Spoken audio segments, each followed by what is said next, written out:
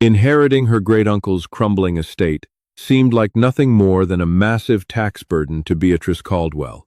She never expected to discover a hidden iron door buried behind the wine cellar, or that the shocking multi-million-dollar secret locked inside would threaten to tear her entire family apart. The mahogany-paneled office of attorney Charles Whitmore smelled of lemon polish and impending disappointment. Beatrice Caldwell sat stiffly in a leather wingback chair, her hands folded over a worn handbag. Across from her sat her cousin, Simon Gallagher, a man whose expensive tailored suit could barely contain his restless, arrogant energy. They were there for the reading of the will of Theodore Montgomery, their eccentric great-uncle. Theodore had been a ghost to Beatrice, a reclusive figure who had estranged himself from her side of the family decades ago. To Simon, however, Theodore was the golden goose. Rumors had always circulated that Theodore was sitting on a massive shipping fortune, and Simon had spent the last 10 years playing the role of the devoted, sycophantic nephew waiting for his payday. Attorney Whitmore cleared his throat, adjusting his wire-rimmed glasses as he broke the seal on the thick manila envelope. I, Theodore Harrison Montgomery, being of sound mind, do hereby divide my earthly possessions as follows. To my nephew, Simon Gallagher, I leave the entirety of my liquid assets, bank accounts, and stock portfolios. Simon leaned back, a smug, triumphant smile spreading across his face. He shot Beatrice a look of pure pity. The total value of these liquid assets, Whitmore continued, his voice devoid of emotion, amounts to $42,310. The silence in the room was absolute.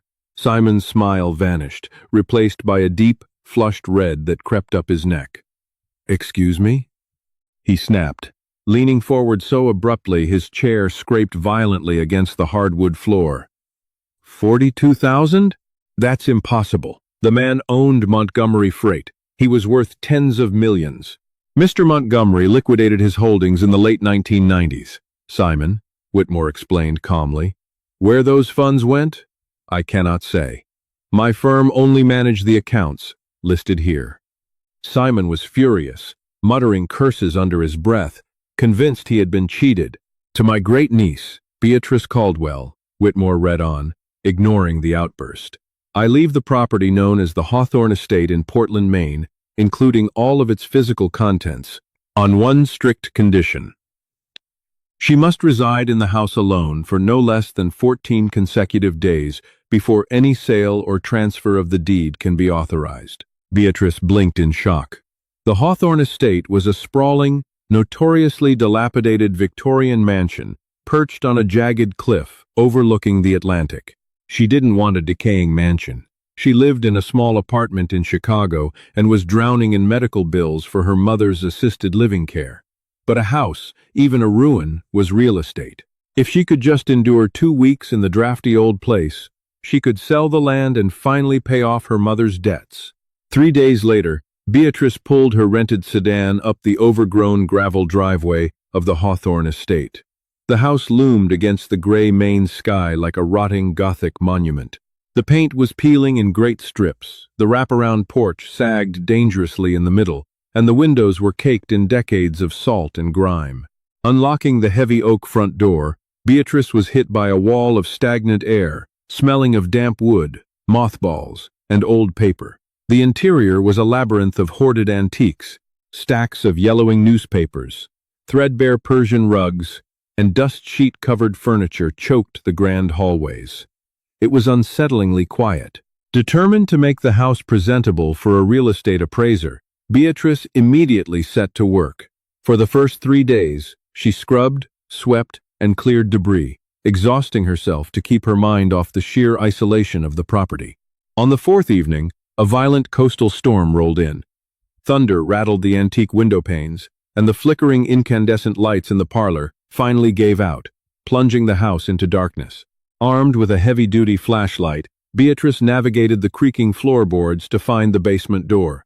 She needed to check the breaker box. The wooden stairs groaned under her weight as she descended into the cavernous cellar. The air down here was significantly colder, smelling sharply of wet earth and rust. She found the breaker box and flipped the main switch, but the power remained dead. It was a blown fuse on the city's end. Sighing, she swept her flashlight across the basement. It was partitioned into several rooms, including a massive, dusty wine cellar built into the foundation. As the beam of light tracked across the empty wooden wine racks, something caught her eye. The back wall of the wine cellar was made of red brick, but there was a deep, jagged crack running down the center. What struck Beatrice as odd wasn't the crack itself, but the draft.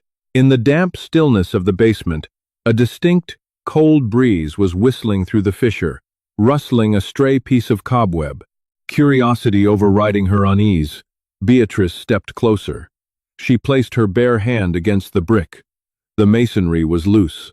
The mortar here was a different, lighter color than the rest of the foundation, almost as if it had been added decades after the original construction. She walked over to a rusted workbench in the corner of the cellar, grabbing a heavy steel crowbar and a masonry hammer. Returning to the wall, she wedged the flat edge of the crowbar into the crack and struck it hard with the hammer. Crack! A chunk of brittle mortar fell to the floor. She struck it again, putting her back into it.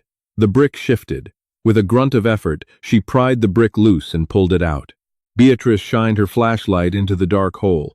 She didn't see earth or foundation behind the brick. She saw solid, reinforced steel.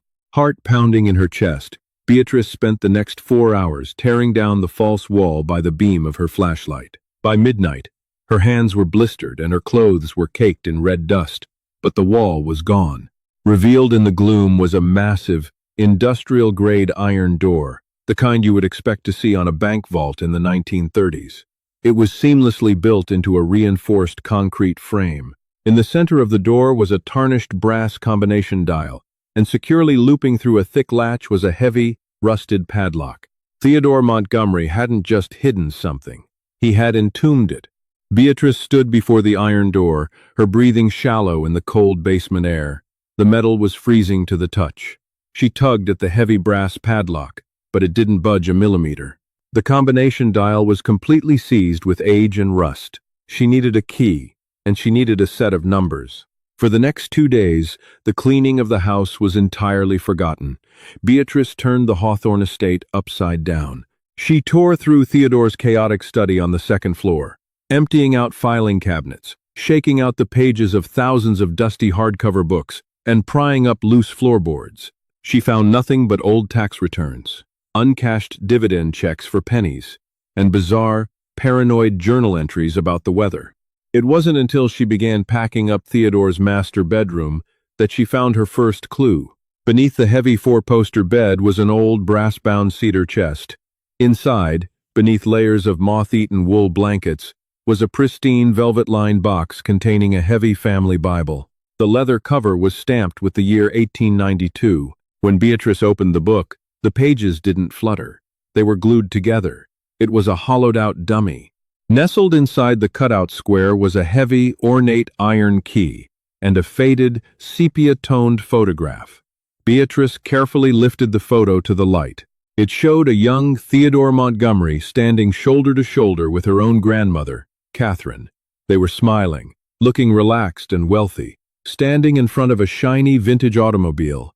Beatrice flipped the photograph over. Scrawled in fading fountain pen ink was a single line. "The debt is settled, Catherine. They will never know. The 24th of August, 2038. The 24th of August, 1938. Beatrice gripped the iron key so tightly it dug into her palm. She sprinted down the grand staircase, her footsteps echoing through the empty house, and threw open the basement door.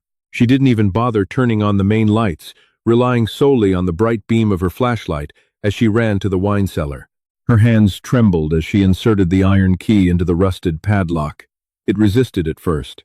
She jiggled it, applying pressure until a loud, metallic clack echoed off the stone walls. The padlock sprang open. She pulled it free and tossed it to the dirt floor. Next came the combination dial. She wiped the dust from the brass face with her sleeve. 08. She spun the dial right, feeling the heavy internal tumblers grinding against decades of disuse. 24. She spun it left, past 0, landing perfectly on the 24. 38. Right again. She grasped the heavy iron handle and pulled downward, The mechanism resisted, screaming with the friction of metal on metal, but finally, it gave way with a heavy, resonant thunk. Beatrice braced her boots against the stone frame and pulled the vault door open. A rush of dry, incredibly stale air pushed out of the dark space. It smelled faintly of cedar and oiled canvas. Beatrice raised her flashlight and stepped over the threshold into a room that had not seen the light of day in over 80 years. It was a climate-controlled bunker, the walls lined with lead and thick oak paneling. The beam of her flashlight swept across the room, illuminating a fortune so vast it stole the breath from her lungs. Stacked against the left wall were dozens of wooden crates, stamped with the insignias of Swiss banks that had closed nearly a century ago. On a long mahogany table in the center of the room sat rows of velvet-lined jewelry display cases. Beatrice walked to the table in a daze. She opened the first velvet case. Inside, gleaming under the harsh LED light of her flashlight, was a breathtaking diamond and sapphire necklace, undeniably Victorian, featuring stones the size of robin's eggs. She opened another box to find a collection of flawless emerald rings and heavy gold pocket watches engraved with the names of European aristocrats. But it wasn't just jewelry. Moving to the wooden crates, she found one with a loosened lid. Prying it off, she discovered neat, shrink-wrapped stacks of paper. They were pre-World War II bearer bonds for major industrial railroads and early oil conglomerates. Unlike modern stocks, bearer bonds belong entirely to whoever physically holds the paper. The face values were staggering. 50,000, 100,000. There were hundreds of them. Theodore Montgomery hadn't lost his shipping fortune. He had converted it into untraceable physical wealth and buried it in the dark. As Beatrice circled the center table, she noticed a single item sitting alone on a brass pedestal. It was a thick, leather-bound ledger. She opened it, expecting an inventory of the vault's contents. It was an inventory, but the margins were filled with Theodore's cramped, frantic handwriting. Beatrice began to read, her eyes widening in horror as the true history of her family unspooled across the yellowed pages. The wealth in this room didn't belong to Theodore. The ledger detailed a systematic, decade-long embezzlement scheme. During the Great Depression, Theodore had been the junior partner in a massive shipping conglomerate. The senior partner, the man who actually built the wealth, was Frederick Gallagher, Simon's grandfather. Theodore had secretly siphoned millions from the company's offshore accounts, using the chaos of the 1929 stock market crash to cover his tracks. He had purchased the jewels, the bonds, and the gold, hiding them away while Frederick Gallagher's company collapsed into bankruptcy. The ruin had sent Frederick to an early grave from a stress-induced heart attack, destroying the Gallagher family's standing and leaving them scrambling for scraps for 3 generations. Theodore hadn't hidden the money out of greed. He had done it out of pure, spiteful vengeance over a perceived slight, ensuring the Gallaghers would suffer while he lived a quiet, reclusive life, guarding a dragon's hoard he never intended to spend. And he had confided this secret to Beatrice's grandmother, Catherine, binding their side of the family to the sin. "Oh my God," Beatrice whispered to the empty room. "Simon is the rightful heir to all of this." The inheritance was a poisoned chalice. Theodore had left Beatrice the house specifically because he knew the vault was here. He was passing the burden of his crime onto her, forcing her to either keep the stolen fortune and betray her cousin or hand it over to a man who despised her. Before Beatrice could process the moral weight crashing down upon her, a sharp, terrifying sound shattered the silence of the estate. Crunch, crunch.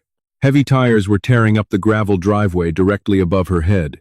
Headlights swept across the basement's tiny ground-level ventilation windows. Beatrice froze, killing her flashlight instantly. Car doors slammed. Multiple heavy footsteps thudded aggressively onto the sagging wooden floorboards of the front porch.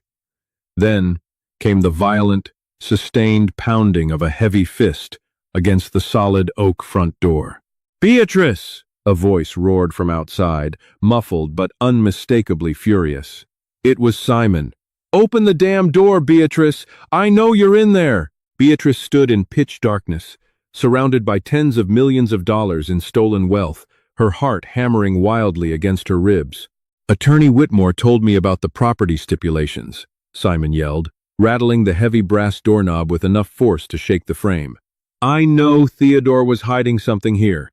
You are not stealing what belongs to me. Then came a sound that made Beatrice's blood run completely cold. Smash. The sound of shattering glass from the kitchen window at the back of the house. Simon hadn't come for a polite conversation, and he hadn't come alone. They were breaking in. The sound of shattering glass from the kitchen window echoed through the floorboards like a gunshot. Beatrice stood paralyzed in the center of the subterranean vault, the cold, heavy air pressing against her skin. Above her, heavy work boots thudded against the hardwood. Simon hadn't just come to argue. He had brought muscle. "Check the study! Check the master bedroom!" Simon's voice barked, distorted by the layers of wood and stone separating them. "She found something! I know she did! Find the basement stairs!"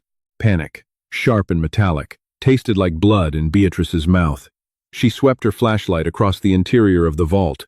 The massive iron door she had just pried open was still ajar. On the inside of the door was a heavy steel wheel, similar to a submarine hatch, designed to lock the vault from within. She lunged for the door. The rusted hinges screamed in protest as she threw her entire body weight against the thick iron. "Did you hear that?" A deep, unfamiliar voice echoed from the hallway above. Came from down there. They were coming. Beatrice dug her boots into the dirt floor and heaved.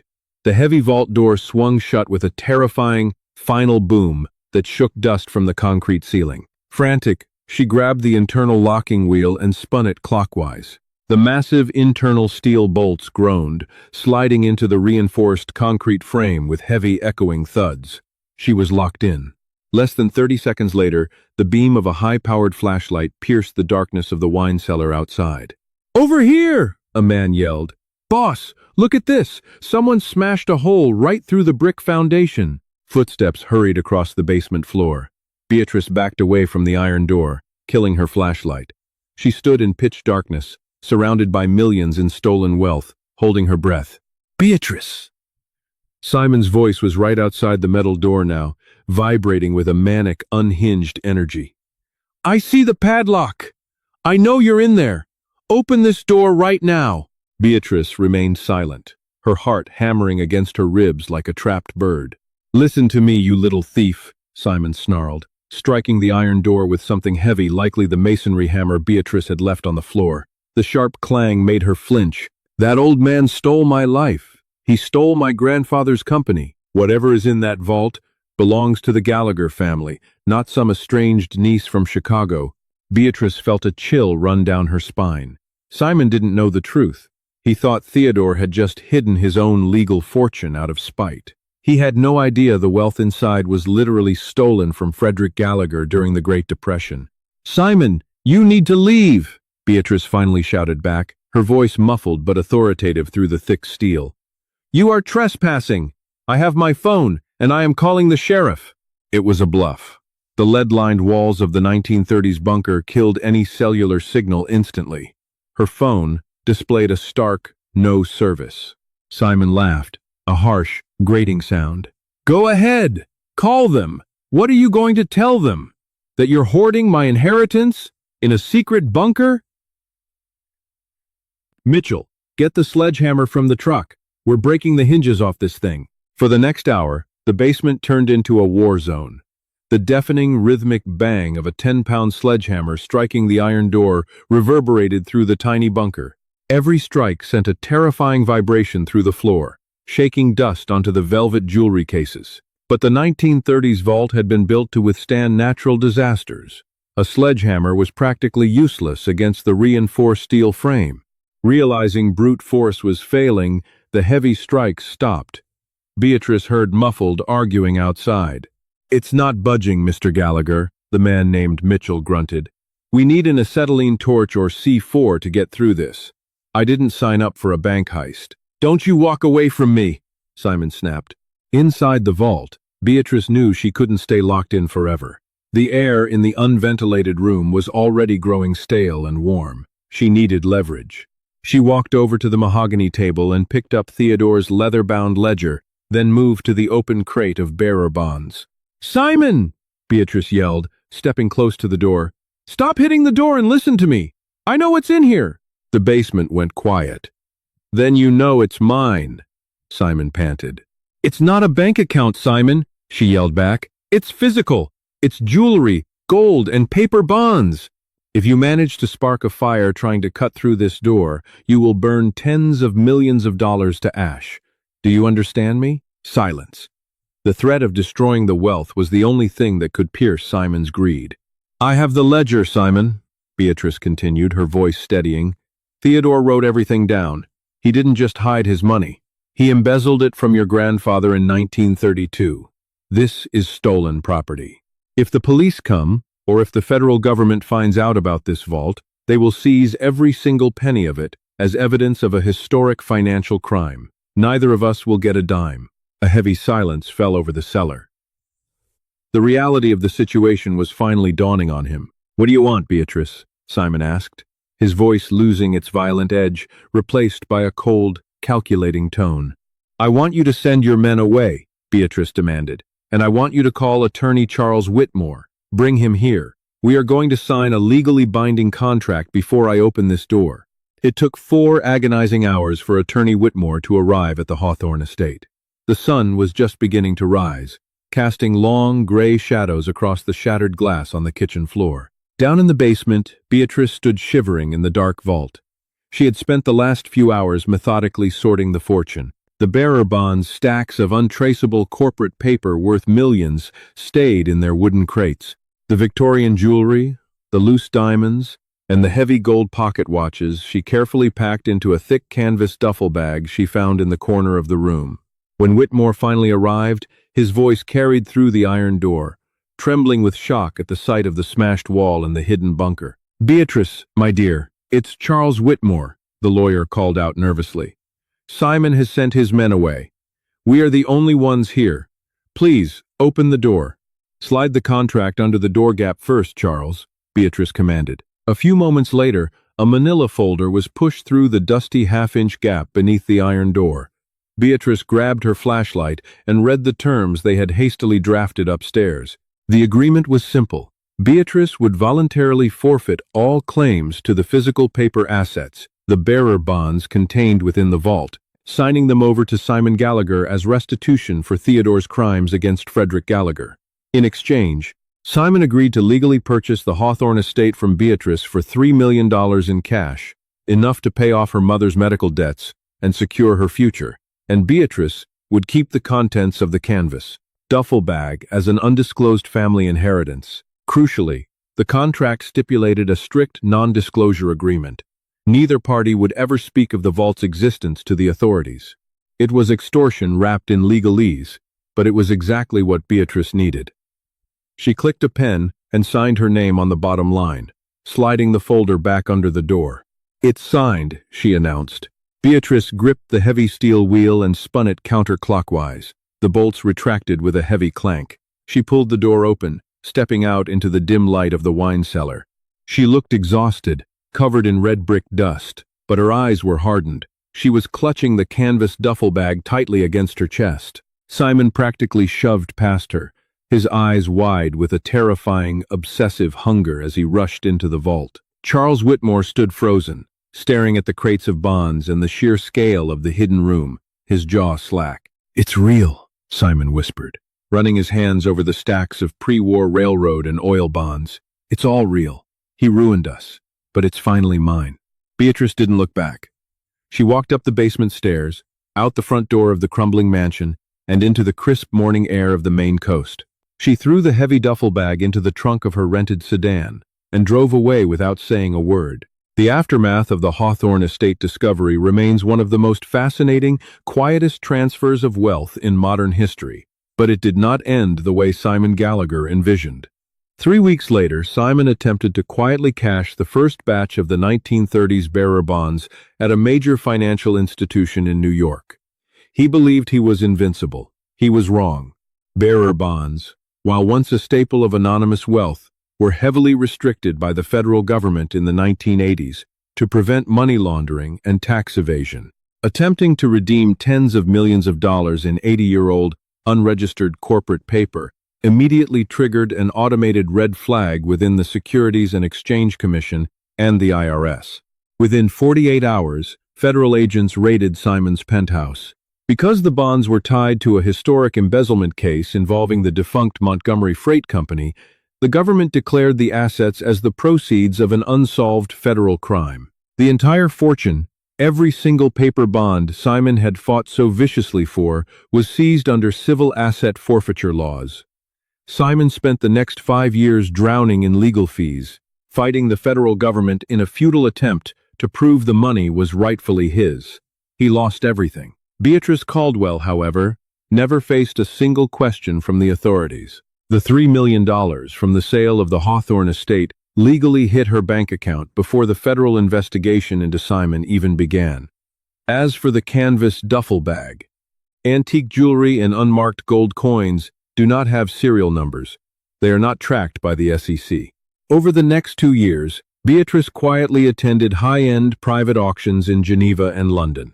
She sold the Victorian diamonds and the sapphire necklaces piece by piece to anonymous collectors. The true value of the duffel bag was never made public, but financial experts who later analyzed the rumors estimated the jewelry alone was worth upwards of $12 million. Beatrice paid off her mother's medical debts in full.